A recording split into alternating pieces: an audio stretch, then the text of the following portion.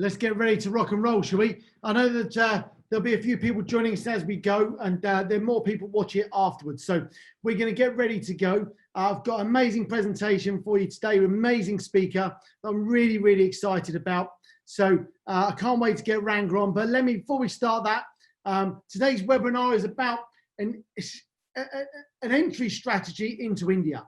For me, this is really, really key. If we're looking to expand, we're globally expanding around the world.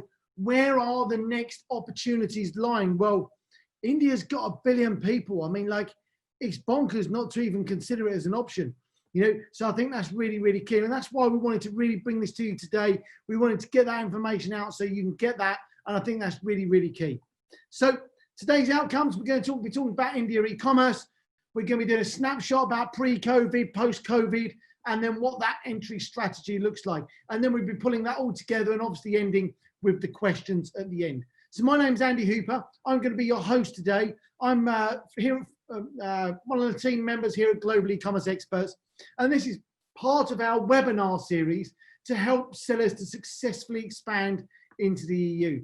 Thank you very much for giving up your valuable time to be with us.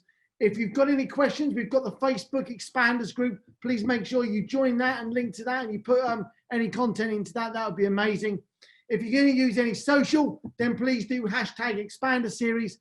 And so far, we've successfully expanded 2,000 sellers into the EU. So we really know what we're talking about when it comes to what you need to do when. And that's really, really important. And that's why we thought this next step with India is a great add-on, a great thing that we can discuss with you today.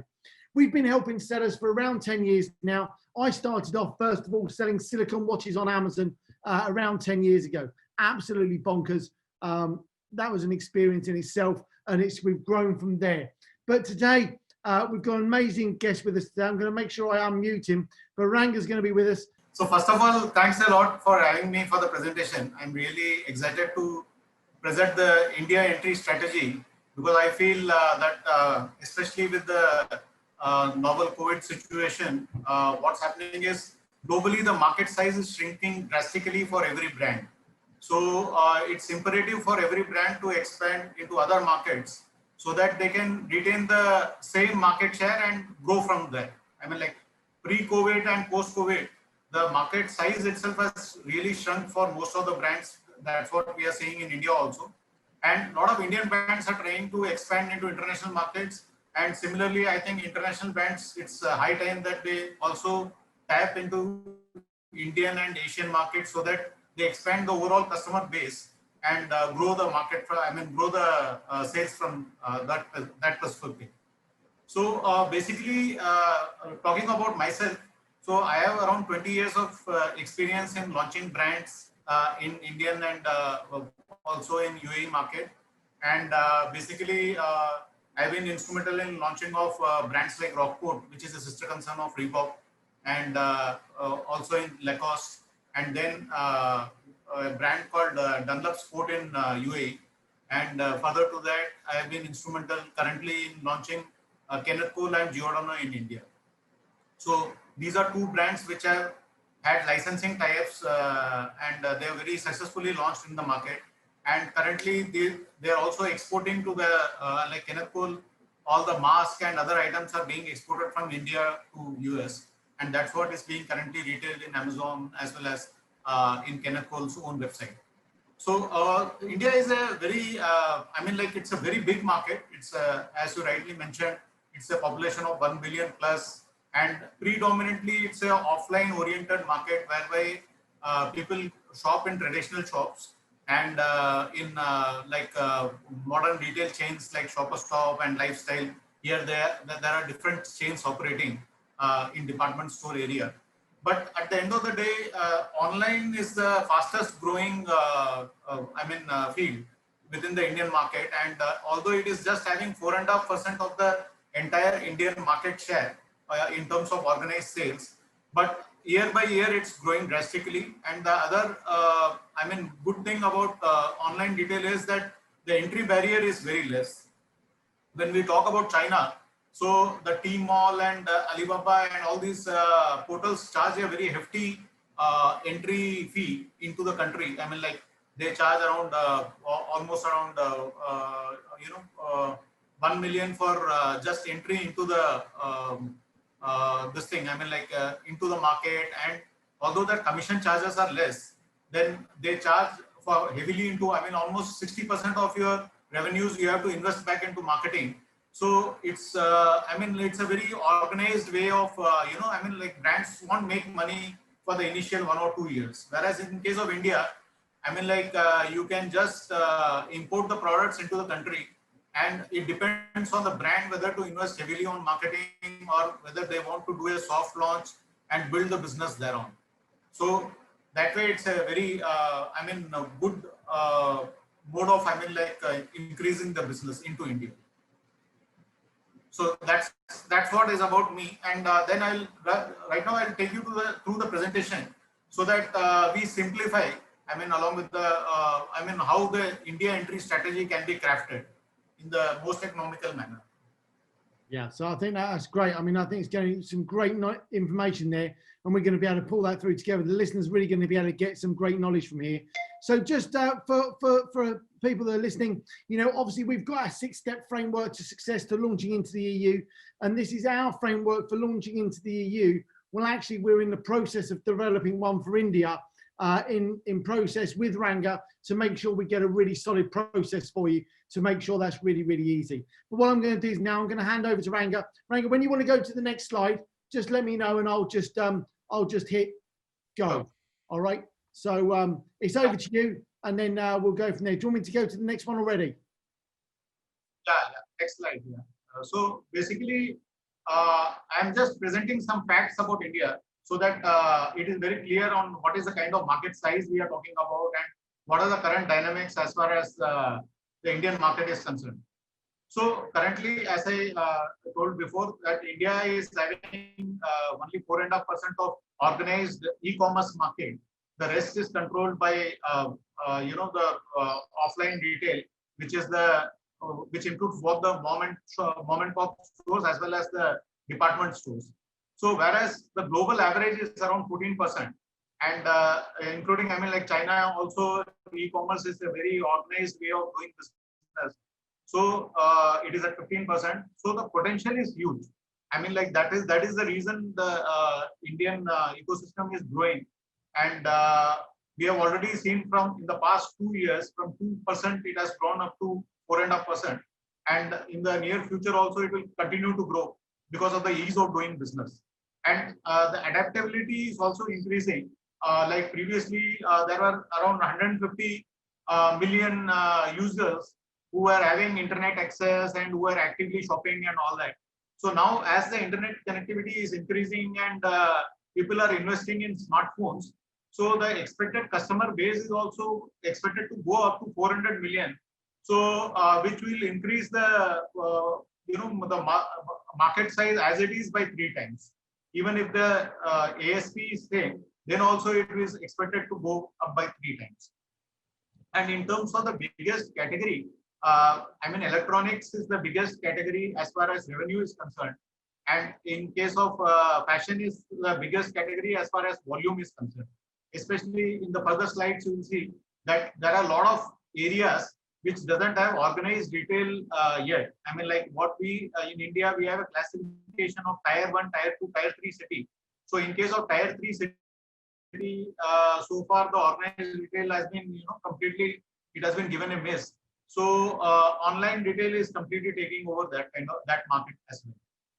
So if we see in terms of growth, year on year growth is almost around 20%. In terms of from if we compare to 2019 to 2020, pre-COVID it was showing a growth of 20% in terms of the order volume and 23% as far as GMV was concerned. So average order size of course is less. It is around 1100 rupees. So which is just around you can if you calculate just around 15 to 20 euros, but it is increasing. I mean, it is the average size because fashion has a lower price and comparatively compared to the gadgets.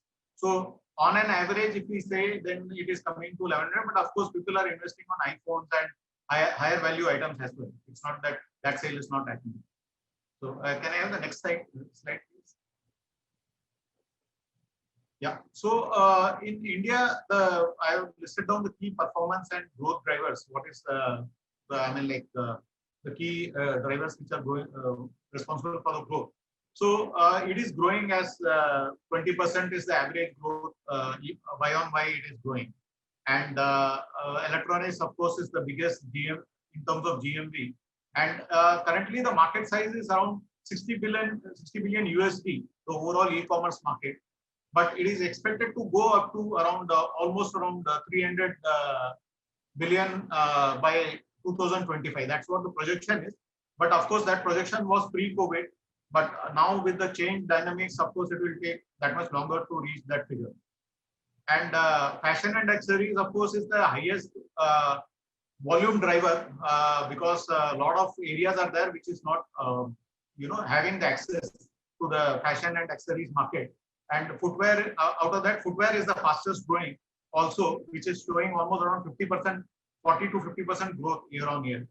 And surprisingly, I mean, like beauty and wellness has shown the maximum growth between 2019 to 2020. It was, I mean, it is of course pre-COVID figure. So it was showing a growth of 130% in terms of the order volume. So now also it is having a healthy growth. And of course, in the COVID situation, FMCG and the health and pharma sector are showing very high growth currently. So yeah, can I have the next slide, please? So in terms of the markets, so these are the three biggest markets as far as I mean, like India has almost around right now around 39 states, out of which I have listed the top three states. So Delhi being the capital, of course, it's largest. These are all. I mean, like Delhi is the tier 1 city, and sorry, yeah, Maharashtra and Karnataka. These are big states, which is showing very high value of online growth. So currently, what is happening is that almost around 1/3 of the market share is coming from these three states. I mean, not these three states, from the tier 1 cities, and out of which the top three states are these. And tier 2 and tier 3 are contributing to the 2/3 of the sales. So why I am making this point is that tier 2 and tier 3 are the states, I mean, are the places which is not having the penetration of modern retail in a big way yet. So like the entire city can have, I mean, like what we call as tier 2 is, I mean, basically a city which is having around 10 lakh population, and between 1 to 10 lakh population, and it might have only a single mall in the entire city, or there will not be much organized retail. So these are the I mean, people who are actually shopping from online, because the aspiration is there to shop, but the organized retail is not able to cater to the market. So basically, that is why if you see like tier 3, which is the least, I mean, one of the most neglected areas, so that is showing the maximum growth.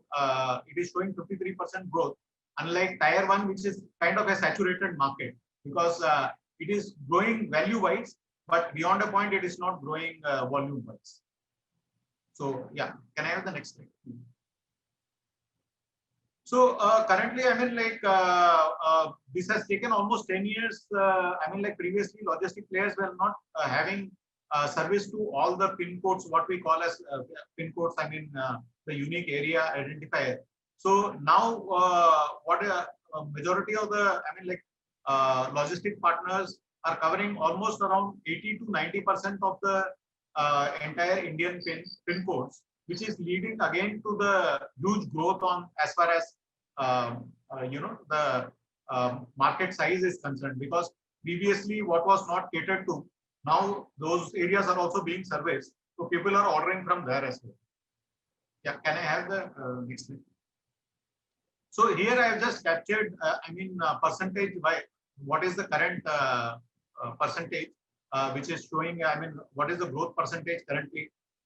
So as I told before, beauty and wellness is standing out in terms of the high growth which it has exhibited, because there are couple of factors. One is that organized retail was not there in beauty and wellness area, and the second thing was that customers were not given too much choice. So a lot of international brands were not there, and there is also a lot of in this area, there is a lot of spurious brands and low cost brands, and people were being given, I mean, from untrusted sources they were buying. So now online retail is giving that legitimacy to the entire market. So people are assured of the authenticity of the product. So that's why it has grown. And a lot of tier 2, tier 3 cities, I mean, especially products like lingerie and beauty. So people are shy of shopping from organized retail. So that also online is, I mean, like especially in case of lingerie, in case of fashion and all. So online is giving that mode of discrete purchase, which people are really tapping into. Yeah, can I have the next slide? So as far as the brand websites are concerned, so brand websites are showing a phenomenal growth in India, because previously there were not, except for leading players like Puma.com or Jack and Jones, not many players had a website presence. So people were mainly selling out the marketplaces. So, but now what has happened is, especially the COVID situation has completely altered the landscape, both Indian brands as well as the brands which are international brands are heavily investing on the website, on standalone websites, and they are trying to capture the complete customer journey. And the D2C, I mean, which is direct to consumer, is showing a huge growth, especially in beauty and wellness, fashion, and health and wellness also. And overall, this is the trend which we are seeing, that D2C customer websites are growing phenomenally currently.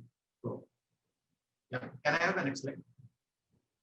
So this is just a comparison of the trend, what is happening on the in terms of shipping. So basically, even marketplaces, there are two options of either you can ship on your own, or you can use the what we call as the drop ship module. So marketplace will arrange, I mean, one has to keep the pack and keep the goods ready, and the marketplace will pick up the order.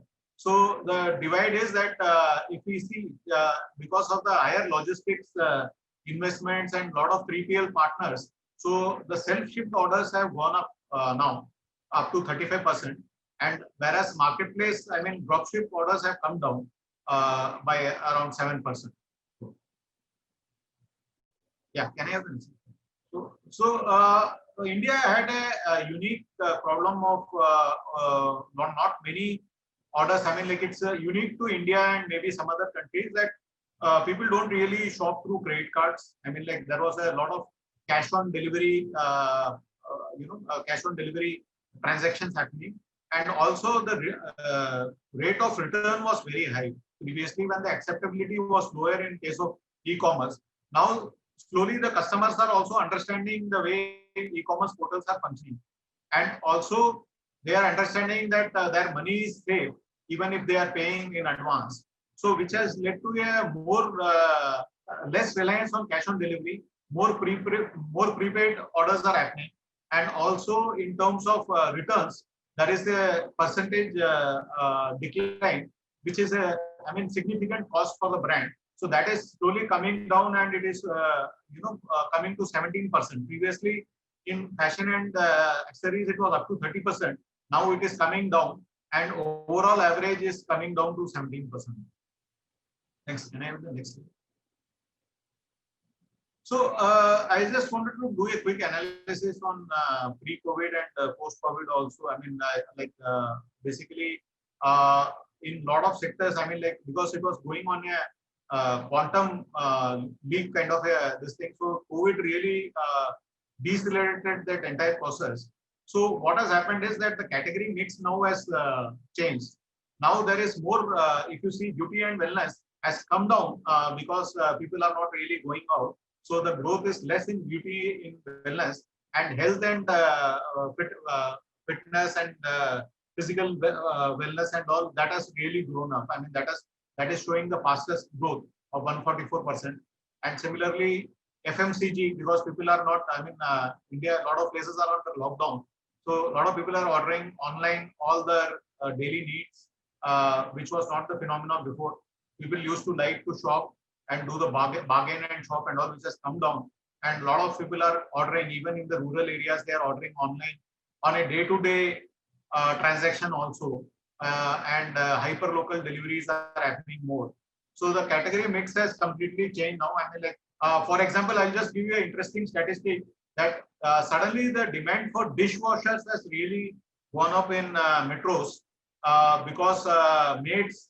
I mean, like India, unlike UK and European markets, people rely a lot of doing their household chores through maid. I mean, maid servants and all. So because of this lockdown and because of the fear of infection, so people are not really getting the maids to work. They are doing on their own and unable to do on their own. They want further aid. So dishwasher has, I mean, which was a non-moving category in India, has suddenly really picked up, and India is seeing a lot of uptrend sales in dishwashers and electronic appliances, which people were postponing that they didn't require when there is a low-cost maid servant around. But now that has completely changed. Thanks. Any other next, please? So just wanted to summarize that there are multiple ways to enter the Indian market. So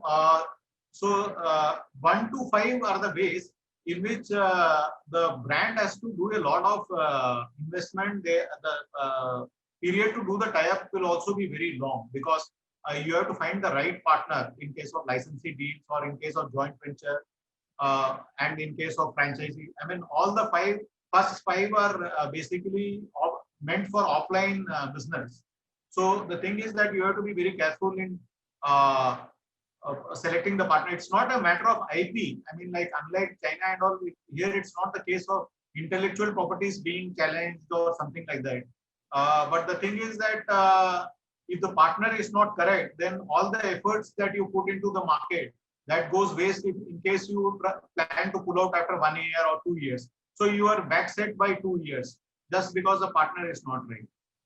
And partner will, for the right partner, will definitely take 1 or 2 years to research and form that comfortable relationship whereby both of you can trust each other and start putting money and time into the business.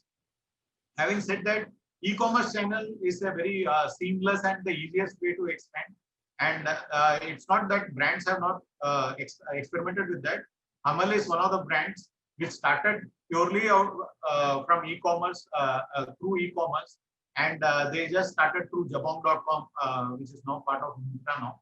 So they started with that, and they tested the market. They saw the sales, they saw the trend on what is moving and what is not moving. Then they decided to. Now they have decided to open their subsidiary office, and now from there they are expanding. So basically our advice is for all the brands is that you come and explore the market. I mean, on your own. I mean, of course, through global e-commerce this thing and setup, and you start first expanding into the market, and then you decide on who would be the right partner to take it forward in terms of offline sales. If a subsidiary can be opened, that is well and good. Or else, if you require a local Indian partner, then proper due diligence has to be done so that the partner also invests long time into the brand. Because otherwise, what happens is the relationships are short, and that actually, instead of really expanding the market, that kills the brand image also to an extent. Yeah, can I have the next slide? So basically, what we are suggesting as part of global e-commerce is that basically it is best to do digital first. That is our strong advice, especially for India. I mean, if not for other markets, I mean, like for India, this is the preferred way. And there are 3 or 4 reasons. I mean, like basically, it's a very low cost way to enter the market. The second is we have back-to-back tie-ups. We can facilitate you in building your own B2C website if required, or else if you don't want your own website, we will arrange the entire, we'll get you the warehousing space, and we will facilitate the cataloging and go live strategy for all the leading marketplaces, and we will handhold you till the time that all the catalog is live, and we will advise you on the pricing and what kind of events, major events take place in the Indian market. we can assist you in basically digital marketing of the brand. And I mean, of course, that goes. I mean, that can be an integrated strategy of what you are already doing in Europe. But of course, we can also do it from India also for giving the local flavor to that marketing bit. And we can, as shown, we can make you part of this entire growth strategy, high trajectory growth strategy, which India is currently going through, without you spending significant amount of time, efforts, or money. So basically, we are your backend team partners who will facilitate this end to end. Can I have that next slide? So basically, I mean, like, of course, I am part of the same setup. So I have just summarized, I mean, like, where all we can help you with. I mean, of course, these features are being already extended to you in the Europe marketplace, and we'll extend it to India as well. So we will do the brand store for you if required, or even if you are requiring assistance through the global e-commerce platform, we will also do that. I mean, from, of course, they have a team in India also, we can do it from here. And we will onboard you with the leading online players of India, because fashion has a different set of players who are basically vertical players in fashion. And of course, we are well connected to the horizontal players like Amazon and Flipkart, which is part of the Walmart group now. So in both cases, we can make you go live at the fastest pace. And marketing and of course revenue optimization, we will not make you spend, unlike Tmall and all, unnecessarily, so that your bottom line also improves. It's not that you keep on investing on the brand and you don't have to wait really for 5 years to see the bottom line, to see a healthy bottom line. And warehousing and operation management is another area I just want to add another bit, because all of you guys are exposed to very high cost market where the manpower cost is so high that warehousing and operations also is a substantial cost, which is not the case in India. I mean, I just wanted to stress on this bit. Actually, India is a very low cost operator as far as warehousing and operations are concerned. I mean, like, lot of processes which like the advanced countries charge for. I mean, like GRN and put away and all. So here it is part of, it is not really charged for, it is given as a free service. And it is only the inventory storage and the fulfillment costs are the only costs which are charged for.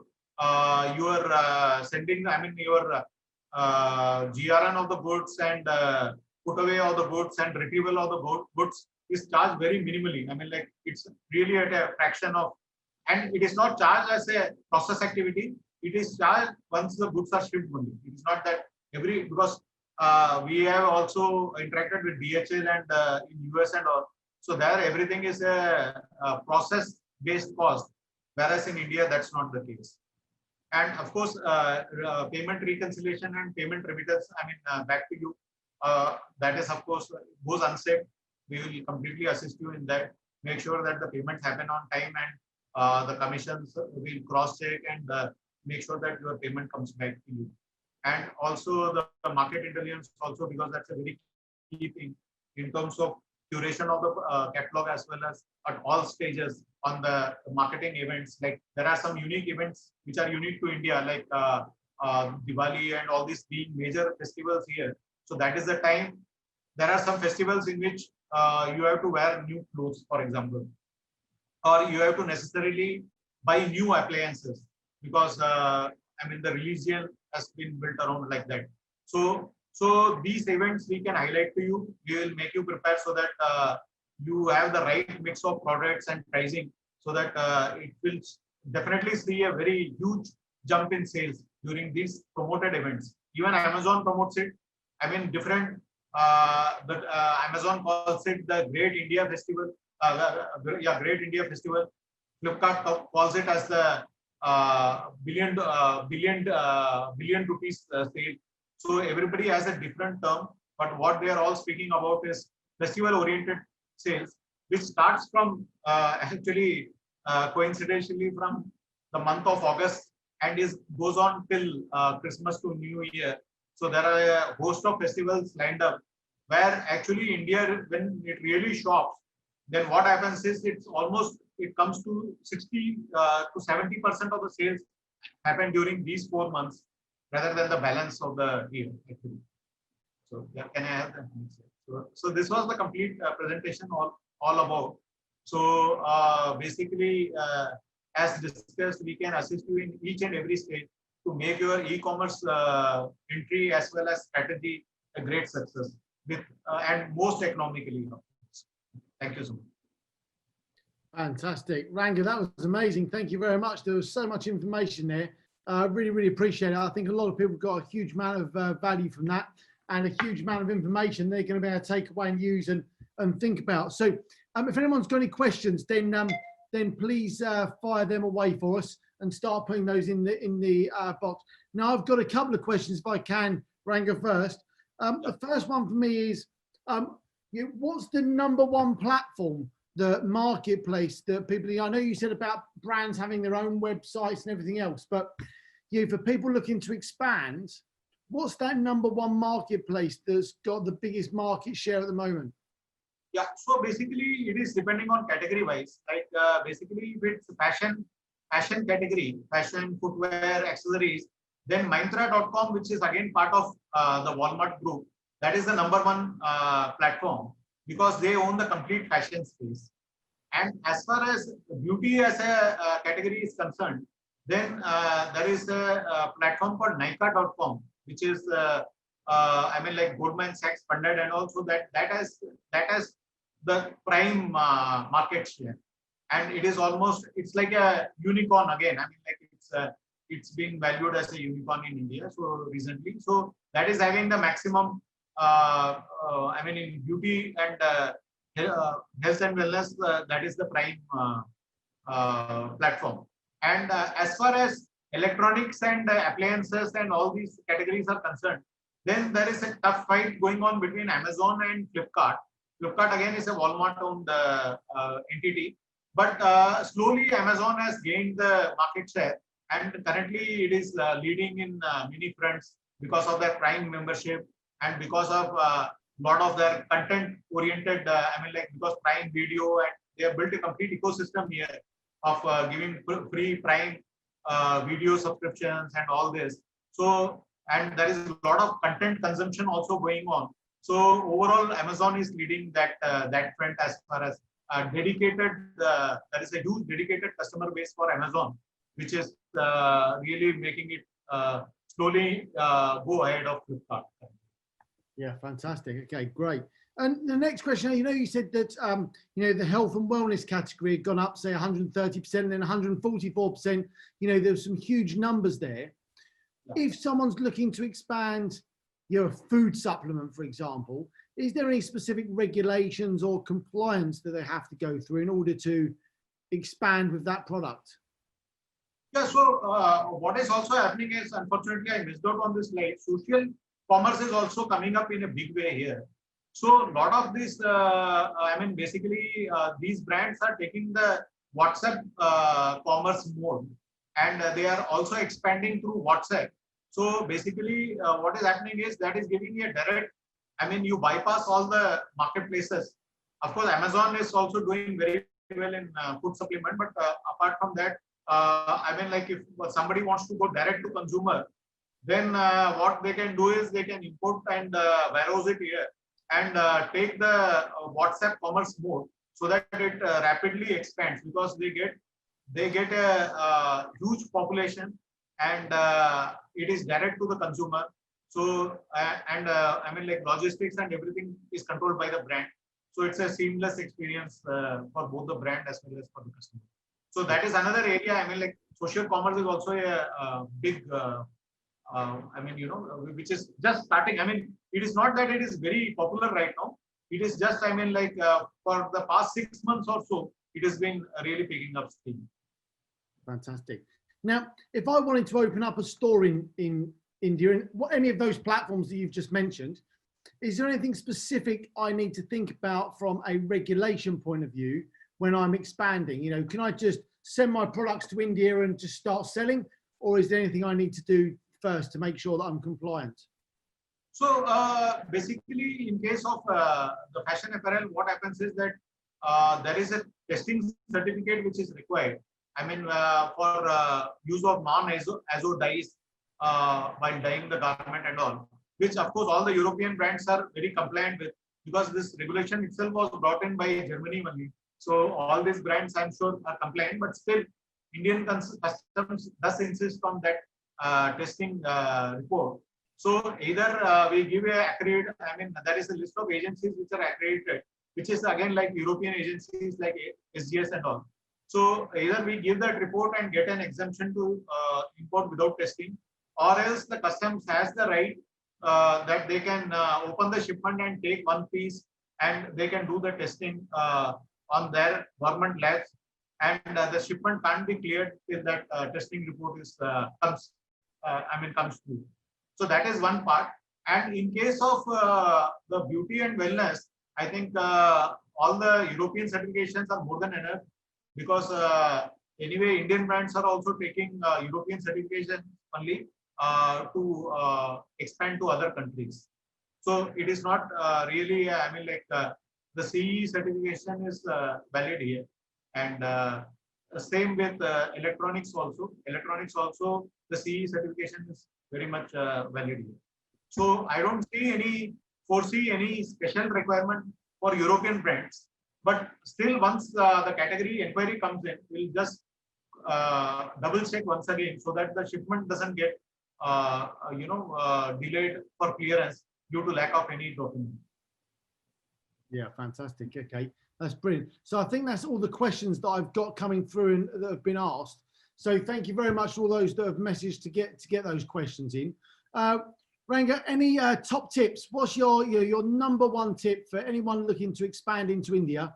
What's the number one tip that you would say, this is the one thing you need to do or consider?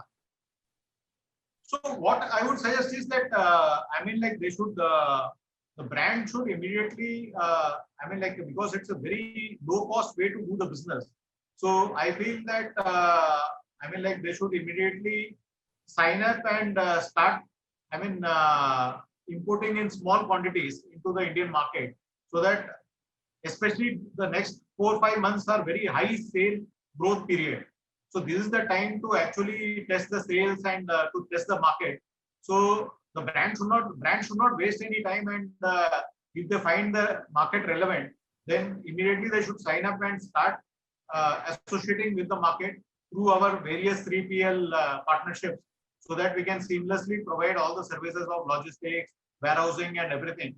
And once they, I mean, because once this period is over of the sale period, then again they have to wait for another 4 or 5 months.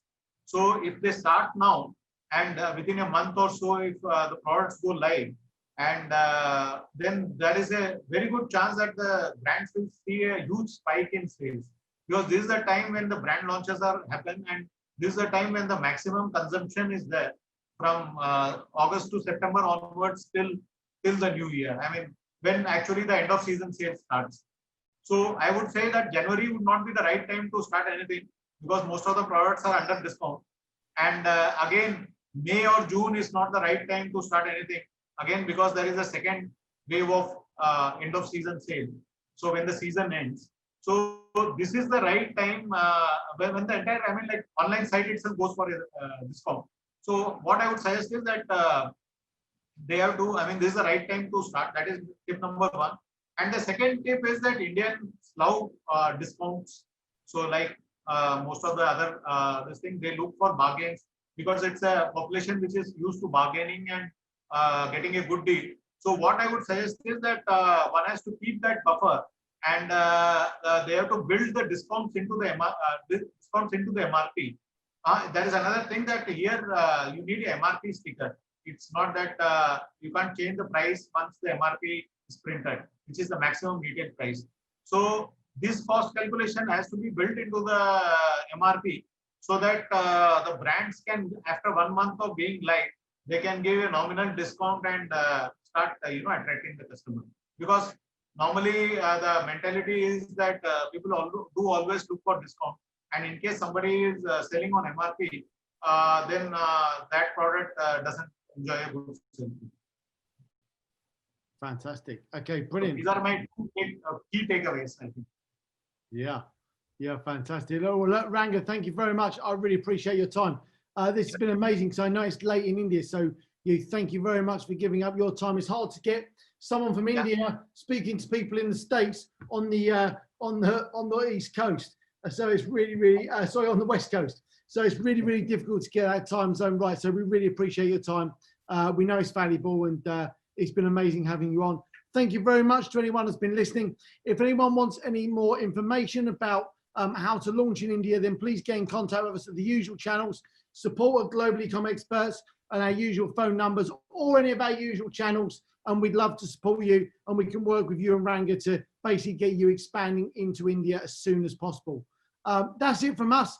Thank you very much for your time. My name's Andy at Global E-Commerce Experts. Ranga has been supporting us today, and we'll be have you on another webinar next week, and we'll speak to you all soon. So thank you for your time, and we'll speak to you soon. Thank you very much. Thank you, Ranga. Thank you. Thanks so much. Thanks for the opportunity. Thank you. Cheers. Bye. Yeah, thank you. Thanks.